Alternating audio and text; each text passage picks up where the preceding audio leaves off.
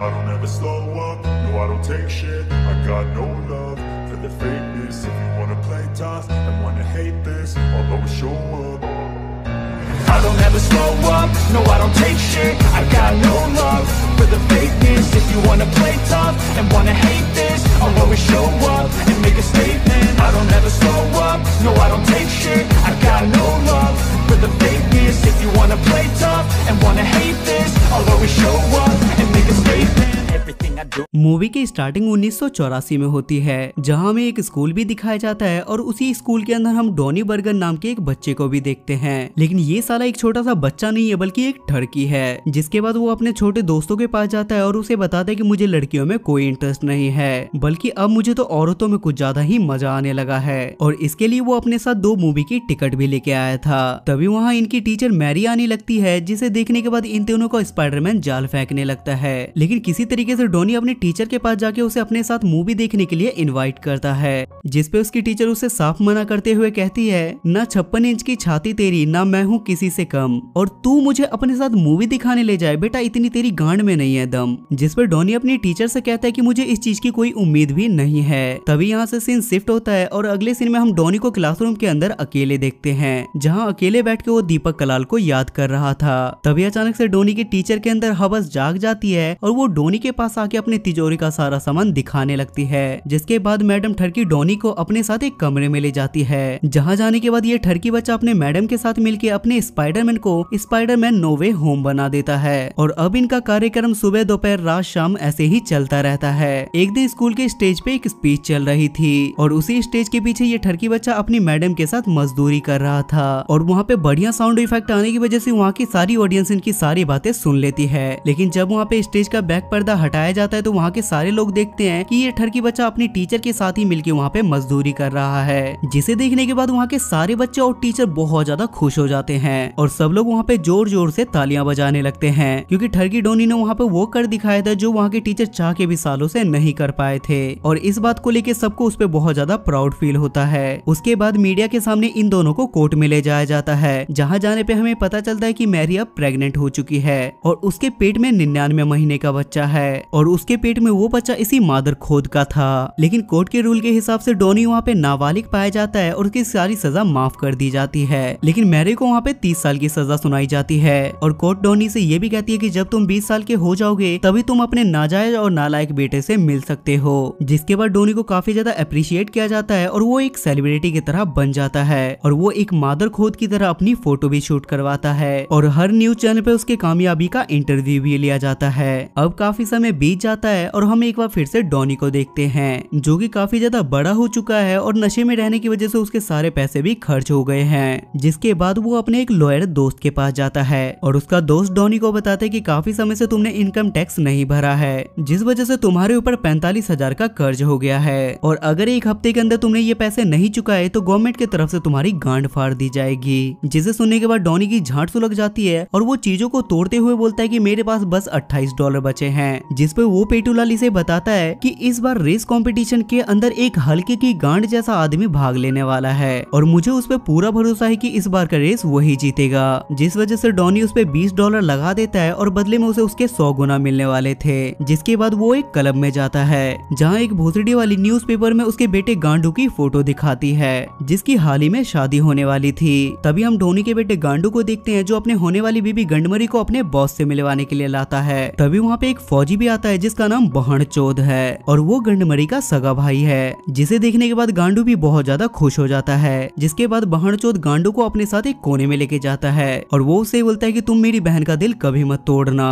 और ये कहते हुए वो उसे एक कविता भी सुनाता है और वो कविता ये है कि अक्सर गांड के साथ ये घटना घट जाती है, मुसीबत कोसों दूर हो साला गांड पहले फट जाती है। जिसे सुनने के बाद गांडू भी समझ जाता है कि ये सब कुछ मुझे ही बोला जा रहा था। उसके बाद हम एक बार फिर से डॉनी को देखते हैं जो एक न्यूज रिपोर्टर के पास जाके कुछ हेल्प मांगता है और ये वही न्यूज रिपोर्टर मादर खोद है जिसने डॉनी और उसके टीचर वाले अफेयर का इंटरव्यू लेके एक समय पे अपना चैनल चला के बहुत सारे पैसे छापे थे। लेकिन इस समय वो डॉनी की मदद करने से साफ मना कर देता है, जिसपे डॉनी काफी ज्यादा जिद करने लगता है और वो रिपोर्टर भी मान जाता है और वो बदले में कहता है कि तुम्हें अपने बेटे को उसके माँ से मिलवाना होगा और इस वजह से मुझे एक ब्रेकिंग न्यूज मिल जाएगी। अब डॉनी के पास भी कोई ऑप्शन नहीं था जिसकी वजह से वो इसके लिए मान जाता है और वो अपने बेटे का एड्रेस किसी तरीके से पता करके उसके लाइफ के माँ खोदने के लिए निकल जाता है। लेकिन जब कुछ समय बाद गांडू अपने बाप को साक्षात अपने सामने देखता है तो उसके गांड में भूकंप आ जाता है और वो सब लोगों के पास जाके बोलता है कि ये बहन का लंड मेरा दोस्त है, क्योंकि गांडू यही नहीं चाहता था कि किसी को भी इस बारे में पता चले कि ये चमत्कारी ठरकी उसका बाप है। जिसके बाद डोनी अपने बेटे को अकेले में ले जाके बोलता है कि तुम्हें अपनी मॉम से मिलने के लिए जाना होगा। लेकिन गांडू अपने बाप से कहता है कि मैं आप लोगों से कोई रिश्ता नहीं रखना चाहता। तभी वहाँ पे बाकी लोग भी पहुंच जाते हैं और वो लोग डोनी से कहते हैं कि अब तुम लोग यहाँ पे आ ही चुके हो तो शादी के लड्डू खा के ही जाना, जिस वजह से डोनी भी उनकी गांड में घुस जाता है। अगले दिन एंगेजमेंट पार्टी होती है जहाँ बहुत सारे बकचोद के बीच में डोनी बकचोदी के फार्म भर रहा था, जिस वजह से वो जल्दी सब लोगों में घुल मिल जाता है और सब लोग उसे पसंद भी करने लगते हैं। पार्टी खत्म होने के बाद डोनी का स्पाइडरमैन जाग जाता है और वो अपने स्पाइडरमैन को सुलाने के लिए गंदी मैगजीन ढूंढने लगता है और वो मैगजीन ढूंढने के चक्कर में गलती से एक बूढ़ी महिला के कमरे में चला जाता है। लेकिन वहाँ पे भी उसे कोई मैगजीन नहीं मिलती, जिस वजह से वो बुढ़िया के कमरे में उसकी जवानी की फोटो देख के अपने स्पाइडरमैन को जाल फेंकवा के उसे सुला देता है। अगली सुबह जब बुढ़िया अपने कमरे में आती है तो वो इसके कारनामे देख के समझ जाती है कि कल रात इसने बुढ़िया के मल्टीवर्स में जाके क्या किया था। उसके बाद एक बार फिर से डोनी एक छोटी सी पार्टी में जाता है जहाँ इन सभी को एक छोटे से बच्चे के मुंह जितना ड्रिंक दिया जाता है, जिसे पीने के साथ ही डोनी की लीवर की गांड फट जाती है और वो उसे बाहर फेंकने के बाद बोलता है कि मारना ही था तो जहर दे के मार देते,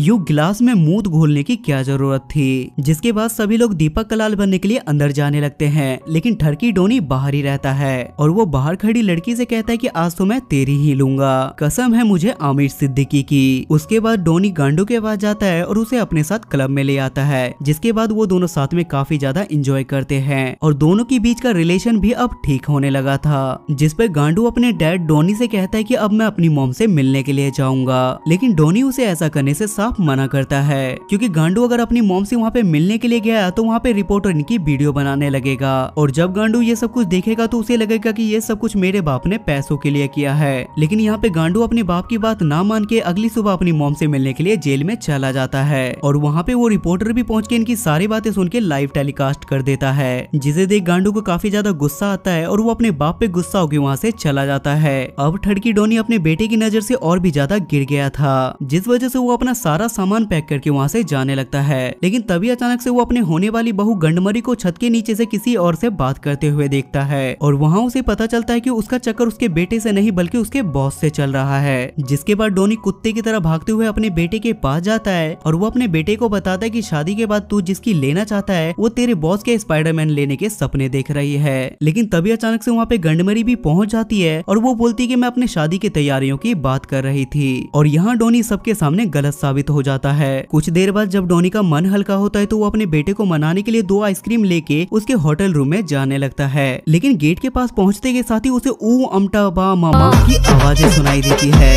अब क्योंकि डोनी को गंडमरी पे बिल्कुल भी भरोसा नहीं था, जिस वजह से वो अपनी गांड का जोर लगा के खिड़की से अंदर चला जाता है और वहाँ का सीन देखते के साथ ही उसकी गांड फट के 4 हो जाती है। मतलब पहले फट के 2 हिस्से हुए, उसके बाद 4 और वो वहाँ देखता है कि गंडमरी अपने भाई बहन चोत के साथ ही यहाँ पे मुंह काला कर रही है। तब डोनी वहाँ पे उन दोनों की फोटो क्लिक कर लेता है, जिसपे गंडमरी कहती है कि हम दोनों बहन भाई यहाँ पे छुपन छुपाई खेल रहे थे और वो डोनी को $50,000 देके गांडू को कुछ ना बताने के लिए कहती है और पैसों की लालच में आने की वजह से डोनी भी उसकी बात मान लेता है। लेकिन घर जाने के बाद डोनी को काफी ज्यादा अफसोस होने लगता है कि एक ठुकी ठुकाई BMW को उसे अपने बेटे की लाइफ में नहीं आने देना चाहिए, जिस वजह से वो सीधा अपने बेटे की शादी में पहुंच जाता है और सबके सामने गंडमरी की सच्चाई बता देता है और वो सब लोगों के सामने ये भी कहता है कि गंडमरी ने मुझे अपना मुंह बंद रखने के लिए $50,000 दिए थे और इसी गुस्से में वो सारे डॉलर वहीं पे फाड़ देता है, जिसे देखने के बाद गंडमरी भी अपना सच कबूल कर लेती है। तब गांडू भी वहाँ पे अपनी शादी को कैंसिल कर देता है और वो सबके सामने डोनी को अपना पापा बोलता है और दोनों बार में जाने के बाद एक साथ कबूतर का मूत पीते हैं। जिसके बाद ठरकी डोनी को एक गुड न्यूज और मिलती है कि जिस मोटे आदमी पे उसने $20 लगाए थे वो मोटा आदमी जीत चुका है। अब दोनों बाप बेटे इस चीज की खुशी मनाने लगते हैं और ये मूवी यहाँ पे खत्म हो जाती है। तो गाइज अगर आपको ये वीडियो पसंद आती है तो वीडियो को लाइक कमेंट शेयर और चैनल को सब्सक्राइब जरूर करें और कमेंट करके ये भी बताएं कि वीडियो आपको कैसा लगा।